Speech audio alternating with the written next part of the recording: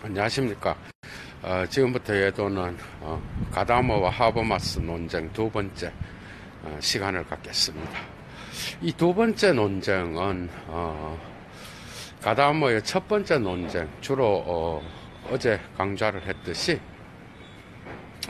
그 하버마스의 그 사회과학의 논리라고 하는 그 작품에서 주로 이루어졌는데, 두 번째 논쟁은 이제 프로이트의 그 장면 이해, 정신분석학 이론을 받아들여서 가다머의 해석학의 의사소통의 어떤 왜곡된 지점을 이야기하는 그 부분으로 나갑니다. 그러니까 그 작품은 논문에서 이루어지는데, der Universalität Anspruch der Hermeneutik이라고 하는, 번역하면은 해석학의 보편성 요구입니다.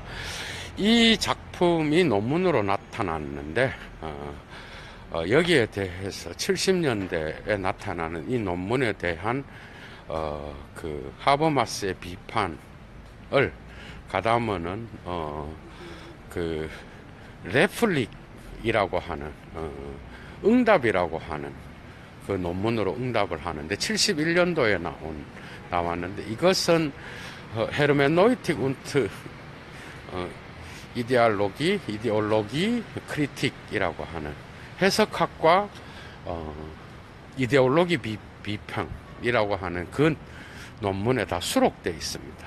거기에 레플릭, 응답이라고 하는 거기에 나타나고 있는데, 주로 이러한 두 개의 논문에서 하버마스는 두 번째 가다머의 해석학에 대하여 비판을 제기합니다. 그것은 이런 겁니다. 그러니까 대화에 대한 거죠. 이해는 이미 대화고, 그 다음에 이 대화가 과연 전통과의 이 대화가 과연 공정한가에 대한 질문을 제기하는 거예요. 그러니까 가다머가 전통의 영향사로부터 벗어나는 그러한 해석자는 없고, 마치 이 해석자가 전통의 진리에 대해서 마치 복종을 하는 듯한, 그죠? 그러한 그 입장을 취하는데, 여기에 대해서 하버마스는 전통에 대한 그 진리가 왜곡되었을 때 나타나는 그러한 문제점들이 과연 그 해석학이 그 문제점들을 진단해 줄 수 있느냐, 진단하기는커녕 오히려 그 문제점을 문제로 보지 못하게 하는 거죠. 그러한 이데올로기를 드러내기는커녕 이데올로기를 은폐시키는 그런 역할을 하는 게 해석학이 아닌가라고 하는 이러한 질문으로 향해져 있습니다. 그러면서 알프레드 로렌츠가 제기한 프로이트의 장면 이해라는 개념을 갖고 와서 정신분석학의 이 이론을 갖고 가다머의 해석학을 비판하고, 정신분석학에서 나타나는 그러한 왜곡되지 않는 이상적 담화 현상을 나중에 그의 의사소통적 합리성이라든지, 그죠? 나중에 그의 80년대의 이론애로까지 확장시키는 그러한 계기가 되죠. 보편 화용론이라든지, 하버마스. 그래서 오늘은 이 두 번째 논쟁에서 하버마스가 먼저 문제를 제기하고, 가다머가 레플릭이라고 하는 그 해석학과 이데올로기에 나오는 그 논문에서 응답하는 그 부분을 살펴보도록 하겠습니다.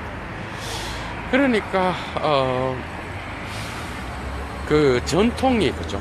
전통과의 해석자의 대화에서 가다머가 제기했듯이 전통과의 대화는 어떤 그 참여적 대화고, 이러한 참여적 대화는 그 상호 어떤 그 선입견에 대한 그러한 검증 과정을 거치기 때문에, 어떻게 보면은 그 이데올로기 비판까지도 포함하는 것이 아닌가라고 하는 해석학의 입장이 있을 수 있습니다. 그러나 문제는 이러한 그 모든 이해는 결국 대화를 통한 자기 이해로 수렴되는데, 이 자기 이해, 젤프스트페어슈텐트니스라고 하는 이 자기 이해가 어떤 방식으로 그 이데올로기에 의하여 오염된 그 진리를 과연 제대로 찾아내서 그것을 드러낼 수 있는지, 그거는 의문이라고 할 수 있겠죠. 예를 들어서 전통, 이런 문제가 있습니다. 그러니까 전통에 대한 진리를 어떤 권력자가 이용하여 그 진리를 다른 모든 타인들에게 강요하는 그런 일이 있을 수 있겠죠. 그것이 히틀러라든지 파시즘, 무솔리니에 의하여 그들 역시도 전통의 진리에 호소함으로써 그 전통의 그 진리를 이데올로기적으로, 정치적으로 이용해서, 그죠? 그러한 일을 했다고 한다면, 과연 이 가다머의 진리에 대한 그러한 전통의 신뢰가 과연 이러한 이데올로기적으로 이용되었을 때, 그리고 전통이 왜곡된 진리를 드러낼 때, 그때는 어떻게 대처를 해야 되는지, 해석학은 결코 이런 문제점들을 해결할 수 없다라는 게 바로 그 하버마스의 비판입니다. 그러니까 하버마스는 그래서 그 왜곡된 의사소통이 일어나서 그 이데올로기를 감추고 있을 때에 해석학은 해석학적 대화와 같이 그렇게 상호적인 지속적 대화에 의하여 이러한 이데올로기가 저절로 드러나는 게 결코 아니라는 거죠. 그래서 이 지속적 대화는 오히려 이데올로기를 확증할 수 있는 그러한 위험을 갖고 있기 때문에 이데올로기에 대한 그 비판을 해석학은 담재할 수 없다. 그래서 이 자기 이해가 결국은 전통에 대한 진리의 합의의 문제라고 한다면, 이 합의의 과정 안에서 전통에 대한 그 영양사를 수용하는 과정에서 전통이 이데올로기를 갖고 있다면, 그때에 드러나는 문제점은 해석학은 결코 수용할 수 없다는 겁니다. 그래서 하버마스는 이제 정신분석학으로 두 번째 눈을 돌리게 되는 거죠. 그래서 정신분석학에서는 주로 이런 게 있습니다. 과거에 지금 현재에 나타나고 있는 왜곡된 그 이상적 행동들 있죠. 정신병리학적 그런 행동들은 과거의 어떤 특정한 그러한 지점에, 어린 시절의 어떤 특정한 시기에, 그죠? 병이 들어서 그 지금의 이상적 행동에 대하여 끊임없이 영향을 미친다고 하는 그런 거겠죠. 그러니까 정신분석학의 그 이론은 공적 언어에 대한 진리에 대한 합의를 갖고는 결코 이 문제를 해결할 수 없는 거죠. 공적 언어가 아니라 사적 언어를 통하여, 그죠? 왜곡된 진리의 특정한 개인의 어떤 과거로 되돌아가서 그 왜곡된 지점을 되찾아서 거기로부터 어느 지점에서 그 진리가 왜곡되었는지를 발견해야 되는데, 이 과정에서 이제 해석학은 이러한 선입견에 대한 어떤 그 수용과 재해석이라고 하는 이런 그 해석학을 갖고는 결코 이러한 어린 시절의 특정한 지점에 왜곡된 그 지점을 우리가 전이에 심리라든지 선입견이라고 하는 이런 개념으로 우리가 가지고 갈 수는 있지만, 이런 것들을 정신분석학의 도움을 받지 않고는 그냥 그것이 어느 지점에서 왜곡되었는지를 이해의 과정, 대화의 과정을 갖고는 도저히 그것을 해결할 수 없다라는 그런 문제점이 있는 거죠. 그래서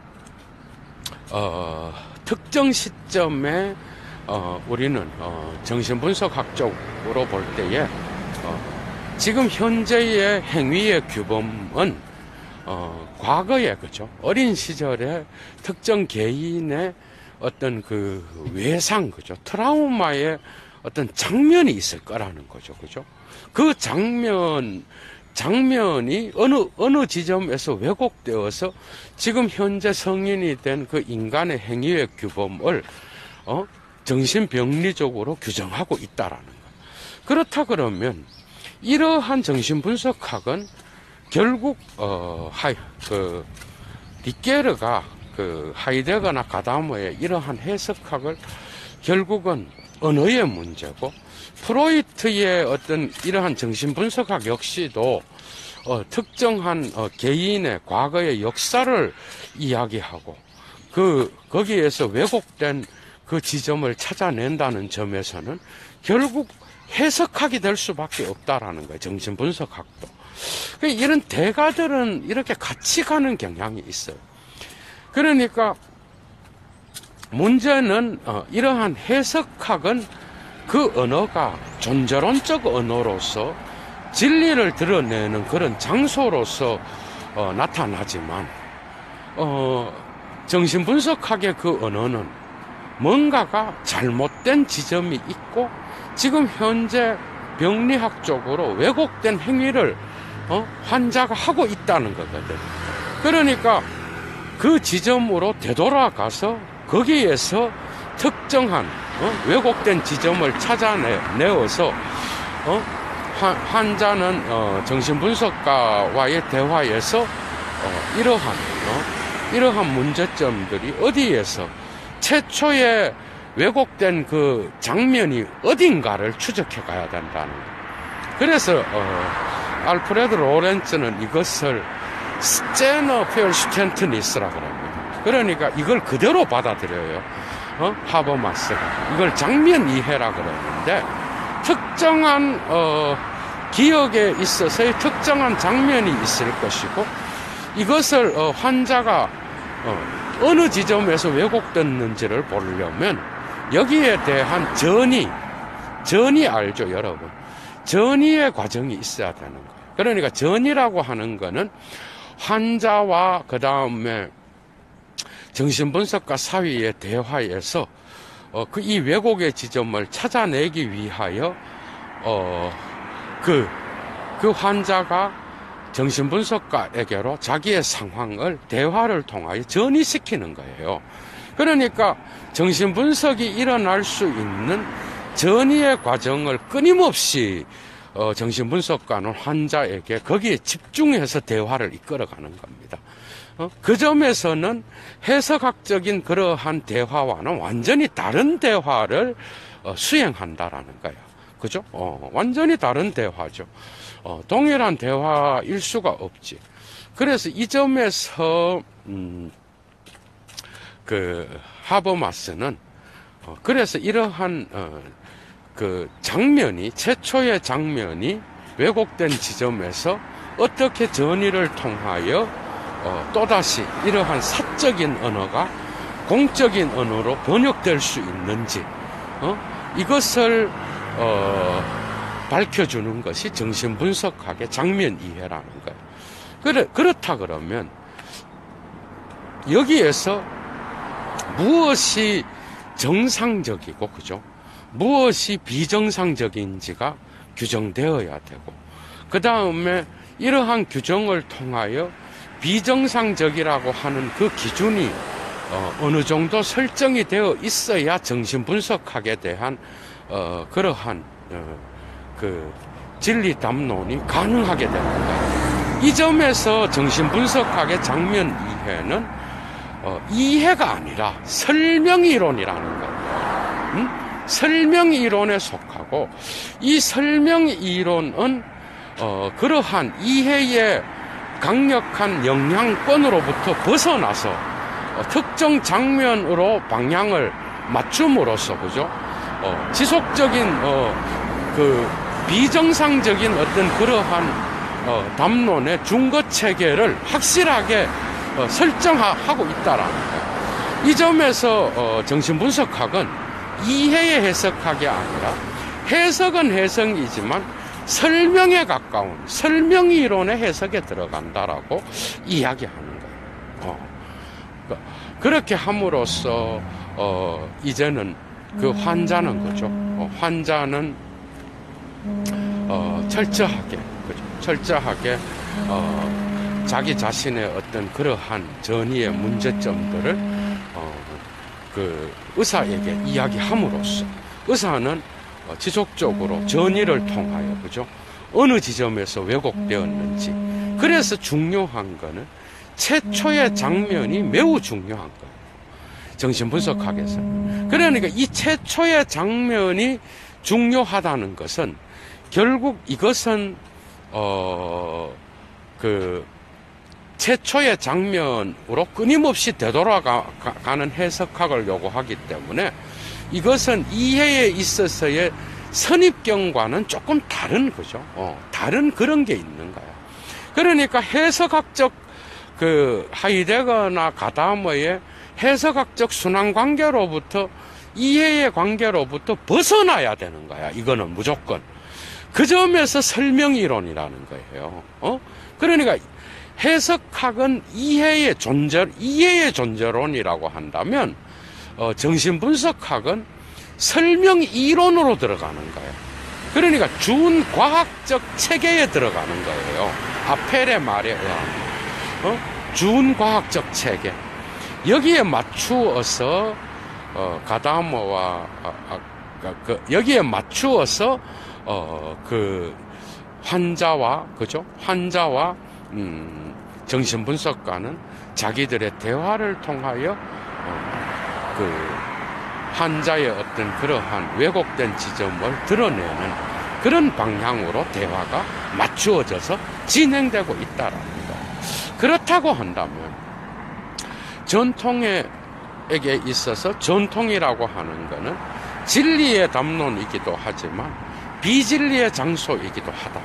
그리고 그 전통 안에서 나타나는 비진리의 장소는 또한 진리의 가면을 쓰고 드러나며, 이 진리의 가면은 또한 권력 관계의 어떤 그 상부 구조와 하부 구조를 은폐시키고 오히려 진리의 담론으로서 가면을 쓰고 드러나는 장소가 전통이라고 한다면, 이러한 전통은 하버마스가 볼 때는 왜곡된 지점, 또 비진리로서 드러내는 이러한 비판적 기제가 필요한 이러한 상황에서는 가다머의 해석학은 상당한 한계를 갖고 있는 게 아닌가라고 하는 게 바로 그 하버마스의 진단입니다.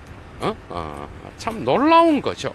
그래서 이제 정신분석학을 갖고 이제 자기 자신의 해석학, 그 이상적 담화 현상을 독일어로 이데알레 슈프레히스 지투아치온이라고 하는 왜곡되지 않는 의사소통이 있다.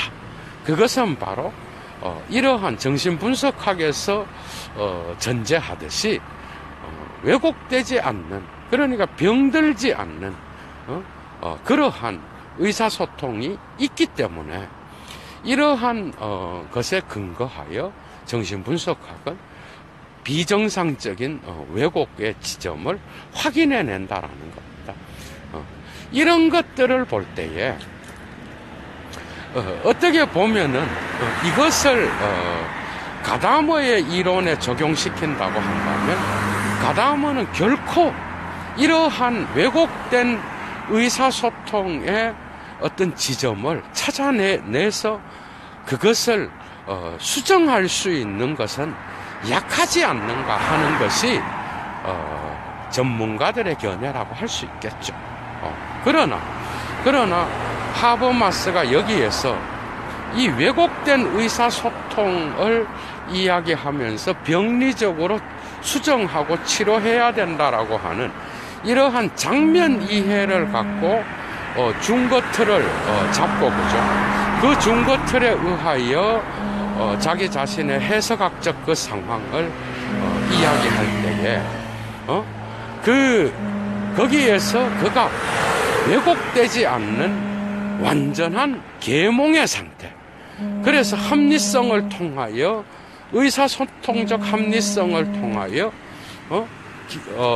그 정신분석가들이 전제하는 그러한 그 계몽의 상태를 지속적으로 이용함으로써 완전한 천사들이나 가능한 그러한 완전한 계몽의 상태 안에서의 완전한 합의의 지점에 이를 수 있는 그러한 대화의 상황을 전제하는 보편화용론이라든지 또 이상적 담화 현상을 나타내는 그러한 의사소통적 합리성을 주장한다는 것은 이거 역시도 환상이 아닌가. 예도는 그렇게 생각합니다. 과연 그런 의사소통적 합리성이 과연 존재할까? 그러한 균형 잡혀진 어떤 대화가 존재할까? 그래서 가다머든 하버마스든 하버마스가 아무리 제3세계라든지 그 다음 이런 자본주의를 비판하고 그 비판 이론가로서, 그죠? 자기 자신의 어떤 그러한 철학을 전개하는 그러한 프랑크푸르트 학파 계열의 사회 철학자라고 하더라도 이런 대화를 쓰긴 하고 있다라는 거, 그죠? 그러니까 가다머의 해석학적 대화든 이러한 어떤 거기에다가 하버마스가 가다머보다 더 나가는 거야. 오염되지 않는 그런 의사소통의 어떤 규칙을 전제하고 그거를 향하여 계속해서 대화를 전제해 나가는 이러한 비판 이론의 어떤 그 대화가 정말 가능한 것인지는 현실적으로 상당히 부정적인 겁니다. 그러니까 하나의 이상적 전제로서 그러한 대화를 우리가 전제할 수는 있지만 그것이 과연 현실적으로 어느 정도 일리가 있는지는 또 다른 문제겠죠. 그렇게 하면서 이러한 가다머의 이러한 해석학을 갖고는 도저히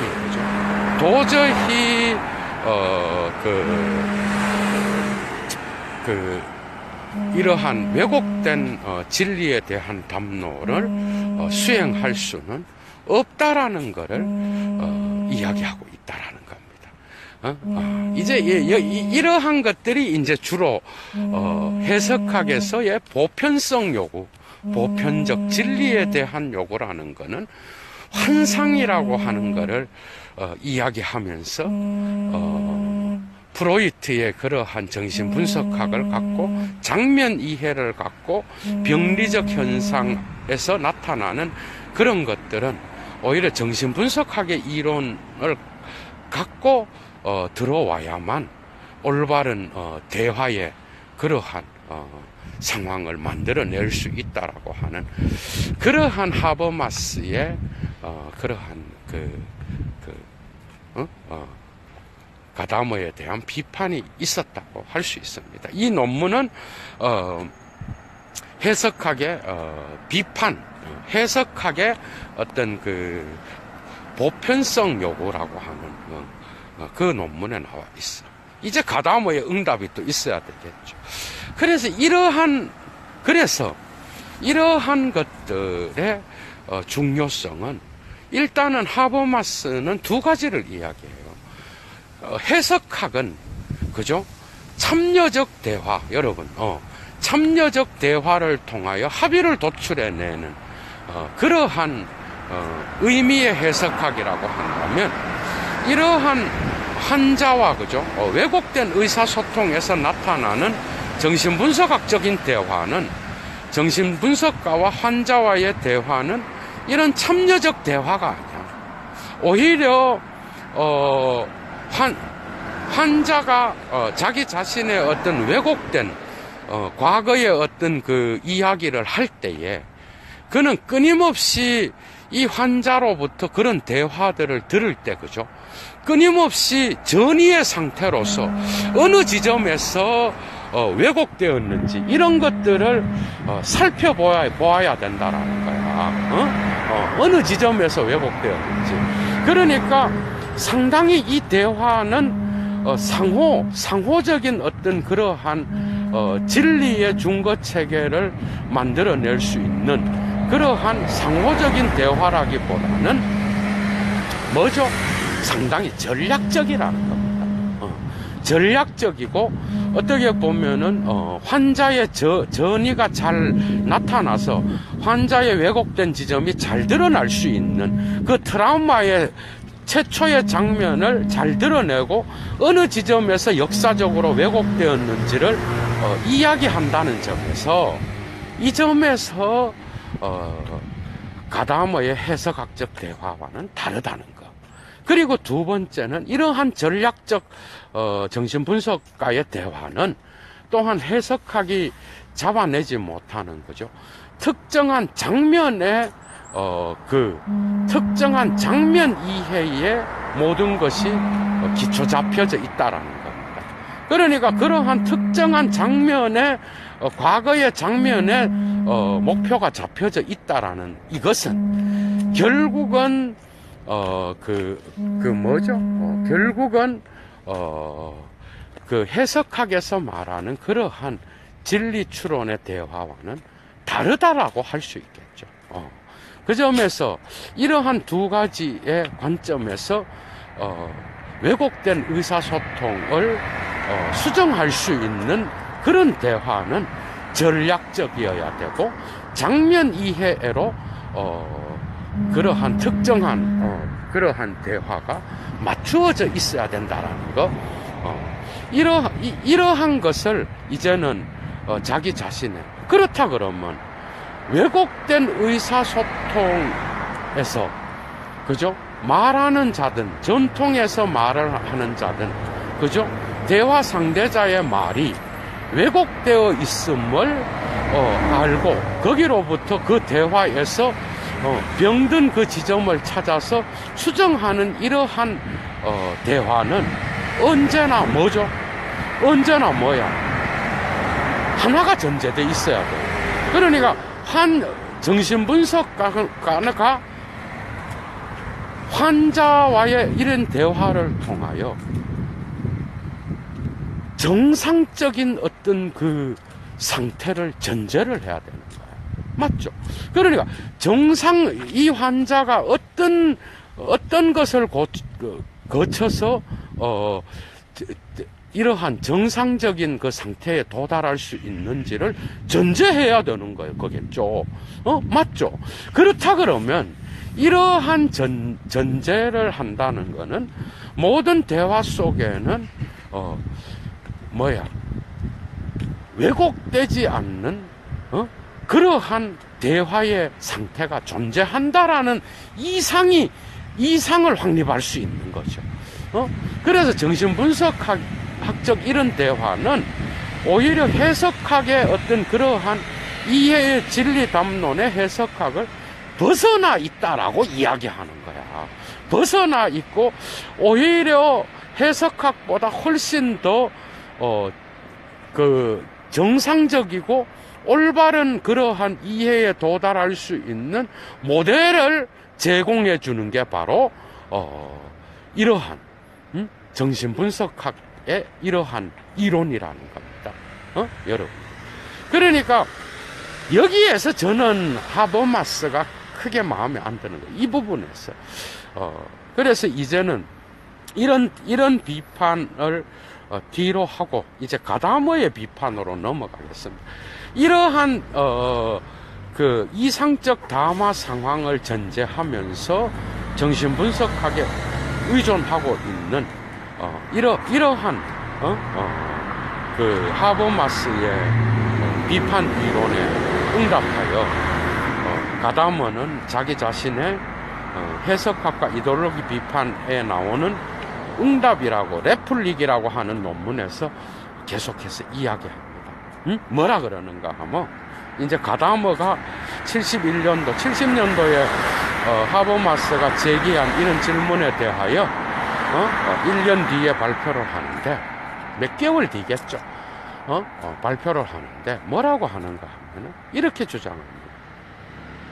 그렇다 그러면 과연 그러한 설명 이론의 준거 체계를 우리가 갖고 있다라고 하더라도 그러한 준거 체계가 있다라고 하더라도 결국은 정신분석가가 이상적 담화 상황 안에서 그 환자와의 대화를 통하여 병리적 현상을 발견하고 그것을 공적 언어로 사적 언어에서 공적 언어로 번역함으로써 수정할 수 있는 그런 것을 제기한다고 하더라도 그것 역시도 그러한 병리학적 왜곡이나 이데올로기적 왜곡 역시도 전통의 선입견에 의하여 그죠? 제약받는 것이고 또 그 전통의 진리 담론 안에서 일어나는 그런 일이라는 거예요. 그러니까 결국 정신분석학 역시도 그 환자와의 이야기가 현재의 공적 담론 안으로 재사회화되고 다시 자리매김되어야만이 그것이 어떤 그 올바른 거죠. 올바른 그러한 의사소통적 합리성 안으로 들어온다라고 한다면 그렇다고 한다면 이러한 프로이트의 이러한 이론 역시도 자기가 말하는 이러한 이해의 해석학과 분리되어서 나타날 수는 없고 결국 그 안에 있는 게 아닌가 이렇게 주장하는 거예요. 그런데 하버마스는 이러한 정신분석학을 통한 오염되지 않고 그죠? 올바른 대화의 진리에 합의에 이룰 수 있는 그러한 것을 상정하는 것을 이거는 하나의 이상이나 이념이 아니라 타트 제힐리히 그러니까 사실적인 거라는 거거든. 이건 현실에서 가능하다는 이야기예요. 현실에서 그런 대화가 가능하다는 거야. 그래서 이런 것에 대하여 이 데리다가 하버마스와의 대화에서 니랑 대화가 해석학이라는 거는 대화가 안 된다는 걸 보여주려고 내가 니와의 대화에 안 나갔다 그러거든, 여러분이. 기가 막힌 일입니다. 가다머의 보수주의보다 더 나가버리는 거예요, 이거는. 오염되지 않는 의사소통. 상대방이 서로 진리를 주장해야 되고, 서로 성실해야 되고, 뭐, 네 가지 조건이 있어. 그 다음에 그 성실성에 기준하여, 그 대화에 참여할 때, 그 대화 내용이 진실해야 된다? 이런 걸 전제하는 거거든. 그런데 그러한 진리를 주장하고 성실해야 되고, 그 다음에 참다워야 되고, 그 말들이, 그걸 전제를 하고, 이런 대화의 완전한 계몽의 그러한 것을 전제하고 대화를 한다는 거. 참, 정말 환상적이죠. 이런 대화가 가능한가요, 이게? 가다머보다 더 나가버린다고, 사실은. 그래서 가다머가 뭐라는가 하면 기가 막힌 이야기를 합니다. 네가 말하는 완전한 이상적 대화 상황, 그리고 오염되지 않는 완전한 계몽의 상태에서 일어나는 그런 진리 담론을 전제한다는 거는 정말 재미있는 이야기를 하는 거예요. 레플릭에 나와 있어요. 네가 신의 본질을 객관적으로 인식할 수 있는 그러한 천사들의 지성에서나 중세의 지성 이론에서나 가능한가?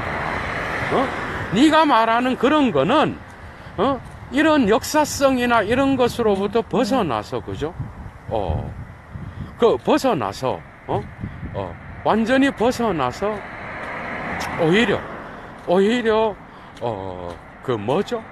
천사들이, 그죠? 자기의 지성을 갖고 이런 역사적 상황에 영향을 받지 않고 신의 본질을 파악할 수 있는 그런 관점을 가진 자만이 이런 니같이 그런 이상적 담화 상황에 도달하여 정신분석가와 환자를 통하여 수정될 수 있는 그러한 정신분석가가 환자와의 대화에서 그저 병들지 않는 대화를 전제하고 대화를 하는 것처럼 그런 대화가 그 사회 철학 안에서 가능하다라고 이야기하는 거는 환상이다. 이 말은 뭐죠? 여기에서 비판할 이 푸코랑 같이 가는 거예요. 과연 정상적이고 오히려 가다머가 이 대화에서는 푸코와 가깝다니까, 여러분. 한번 들어봐. 그러니까 정상과 비정상을 전제할 수 있는 그 기준이 뭐냐는 거지. 그 기준도 역사적 산물이나 특정한 전통의 영향권 아래에서 해석된 거라는 거예요. 가다모도 일리가 있죠. 해석된 거고, 그것은 그런 준거 체계를 통하여 너가 보편 화용론을 주장하고, 너가 의사소통적 행위 이론, 테오리 데스 코무니카티벤 한델런이라 그러죠. 한델런스. 그러니까 의사소통적 행위 이론을 이야기한다든지 보편적 화용론을 갖고 와갖고 그렇게 해서 정신분석가가 환자와 대화를 할 때 전제하고 있는 그런 거를 네가 이야기한다라는 거는 환상이라는 이야기, 환상. 그러면서 중세의 신학으로 네가 비판 이론을 되돌려 놓은 거나 다름없다. 천사들의 논쟁에서나 가능한 이야기를 지금 20세기 말에 너의 중후반에, 그죠? 너가 그러한 주장을 하고 있다라는 이야기를 하는 거야. 그래서 중세 신학의 천사들의 이론이라는 이 유명한 가다머의 주장이 하버마스 하면은 보편 화용론이라든지 오염되지 않는 의사소통을 이야기할 때 나타나는 거예요. 그러나 이런 대화 역시도 하나의 부분으로선 중요합니다. 그러니까 해석하기 발견하지 못하는 거죠. 해석하기 발견하지 못하는 게 뭐야? 이러한 왜곡된, 그러니까 자기 자신의 진리 주장이 왜곡되어 있다라는 것을 비판하려고 하면 이해의 해석학으로부터 벗어나야 됩니다. 이건 확실한 거예요. 여러분들, 그러니까 뭔 말이야? 가다머한테서 이해는 뭐야? 이해는 언제나 해석이죠, 여러분. 이해는 언제나 해석입니다. 그죠? 그리고 이해는 언제나 적용이에요. 그렇다 그러면 적용이라는 게 뭐야? 현재의 나에게 과거의 그 전통의 진리가 현재의 나에게 적용된다라는 이야기거든. 그런데 이 적용이 문제가 이러한 것이 왜곡되었을 때는 이해가 작동하지 않고 설명이 작동해야 되는 거야. 또 이해와 설명이 어려운데 이것은 예도가 존재와 시간에서 이해와 설명의 차이를 이야기했습니다. 그러니까 설명 이론으로 가서 이해의 이 영양사로부터 벗어나서, 그죠? 그 영양사의 힘으로 역으로 올라가야 되는 거예요. 그러니까 반영양사적이고 니체적으로 이야기하면 반영양사적이고 역사적인 역사의 연속성을 끊고 과거의 특정한 장면으로 올라갈 수 있는 그런 게 필요하다는 이야기예요, 여러분. 그런데 이러한 왜곡된 지점이 발견했을 때는 가다머는 백날 역사와 어떤 그 전통의 영향권 아래에 있다 그래서 그렇다 그래서 이러한 왜곡된 의사소통을 수정할 수 있는 그러한 것을 해석하기 제공해 줄 수 있느냐? 없다라는 거예요. 오히려 이러한 마르크스의 이론이라든지 프로이트의 이론이라든지 이런 것들이 훨씬 더 역사에 왜곡된 의사소통을 해석하는 데는 훨씬 더 적합하다는 겁니다. 그 점에서 하버마스의 이러한 주장 역시도 철학에서는 매우 중요한 이야기예요. 가다머 갖고는 다 안 된다라는 이야기야. 그럼에도 불구하고 그가 말하는 보편화용론, 참 너무 좋죠. 어떻게 보편화용론으로 갔는지 그게 이해가 안 돼. 그것은 예도가 하버마스의 어떤 그 인식과 관심이라든지 곧 또 강의를 하게 될 그런 부분에서 더 상세하게 이야기하려고 합니다, 여러분. 그러니까 그런 두 개 다가 각각 다른 방식으로 필요하다는 이야기를 예도는 하는 거예요. 이해가 되죠? 가다머의 해석학은 전통에 대한 진리를 소중히 여기는 그런 해석학에서는 정말 중요한 겁니다. 그리고 또한 그 뭐죠? 또 한 가지는 그러나 이 전통 안에서의 진리가 권력관계 안에서 또한 이 역사 안에서의 부정성을 드러내고, 그죠? 그거를 비판적으로 수정하고 그것을 비판할 수 있는 그런 기제를 찾고 그것이 이데올로기적으로 왜곡돼서 진리라고 하는 그런 위장의 관계를 갖고 들어올 때는 제가 볼 때는 하버마스가 프로이트를 갖고 오지만 제가 볼 때는 막스, 프로이트, 니체는 같이 갑니다. 제가 볼 때 이러한 문화적인 왜곡을 진단하는 데에는 니체와 같은 그런 계보학적인 그러한 의심의 해석학도 중요한 거예요. 그러니까 각각 다른 방식으로 이럴 때는 요 해석학이 더 중요하고 이럴 때는 저 해석학이 중요하다는 거예요. 이건 예도의 결론입니다. 그래서 두 번째 논쟁도 끝이 날 수가 없는 거예요. 가다머는 그거예요. 네가 백날 이야기하는 그러한 정신분석학의 어떤 그런 진리 담론도 결국 전통의 언어로 수렴되어야만이 치료가 가능하다는 거거든. 일리가 있는 거죠. 결국 네가 말하는 설명은 이해 안에서 노는 거다. 오케이. 이거는 가다머 말이 맞아요. 이해 안에 있는 거예요. 모든 설명은 이해로부터 벗어나서 딱 떼서, 그죠?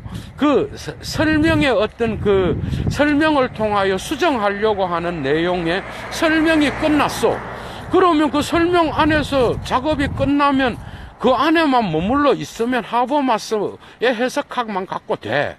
근데 이것이 다시 이해의 해석학으로 수렴되지 않으면 그 치료라든지 그 환자가 계속 그 과거에 치료된 상태에 있나요? 현재 다시 역사의 상황으로 다시 돌아와야 되는 거잖아. 그러니까 이러한 대화는 왜곡되었을 때 중단되는 거야.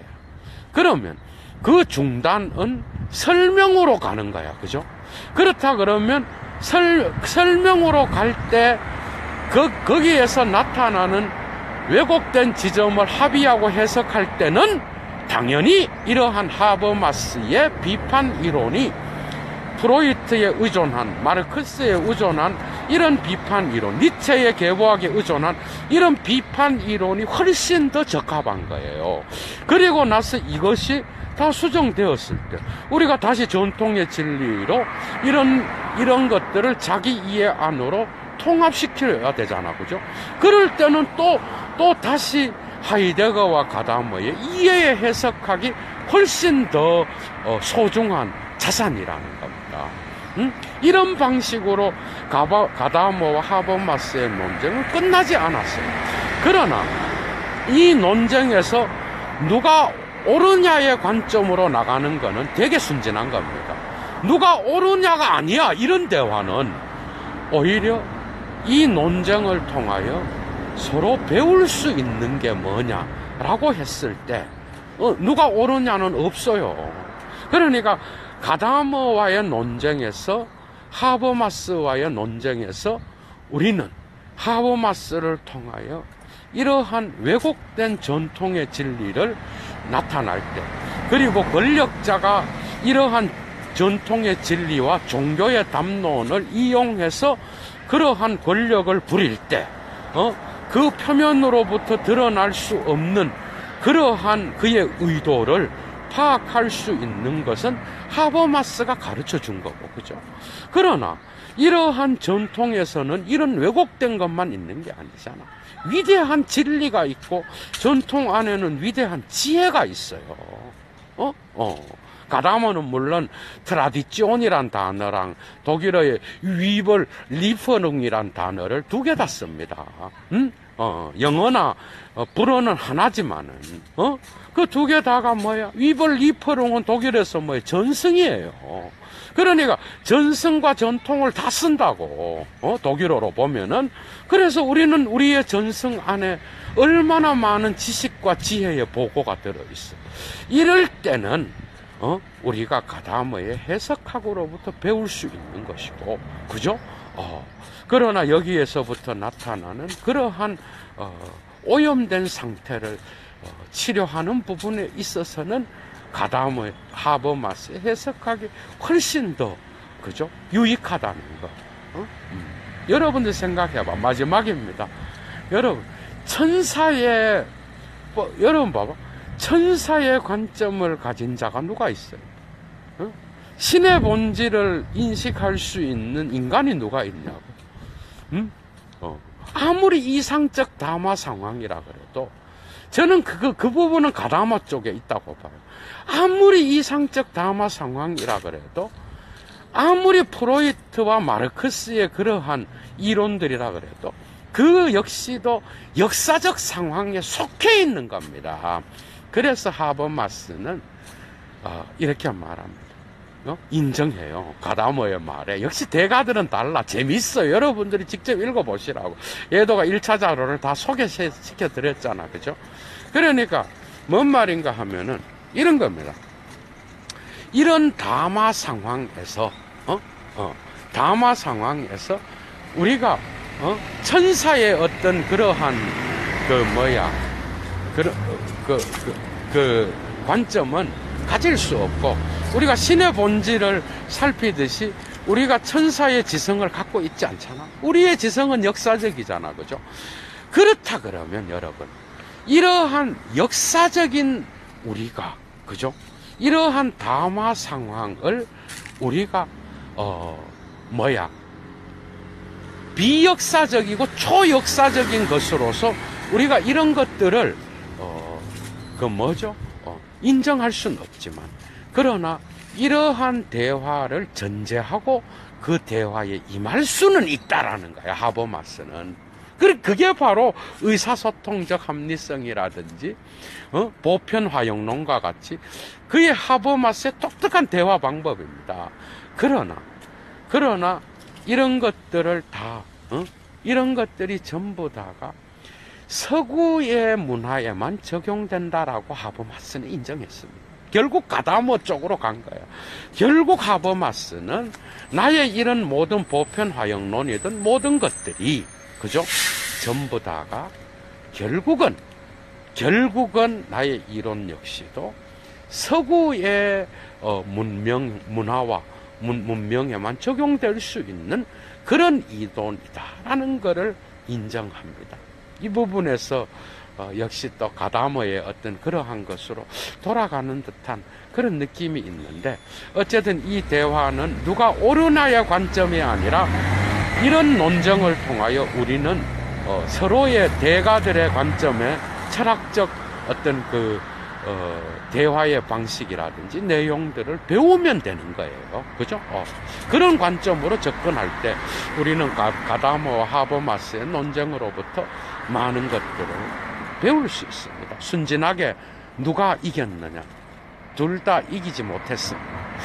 자, 그리고 예도는 다음 시간부터 강의 하버마스의 어떤 인식과 관심이라든지 보편 화용론을 이야기하는 그 내용이라든지 또 이론과 테오리 운트 프락시스라고 하는 이론과 실천 81년도에 나온 의사소통적 행위 이론 테오리 데스 코뮤니카티벤 한델런스 이런 작품들을 순서대로 다루도록 하겠습니다. 오늘 재밌었죠? 두 번째 가다모와 하버마스의 논쟁, 프로이트의 장면 이해로부터 가다모의 어떤 중세 천사 이론까지 다뤘습니다. 재밌었죠? 좋은 하루 되십시오. 추스!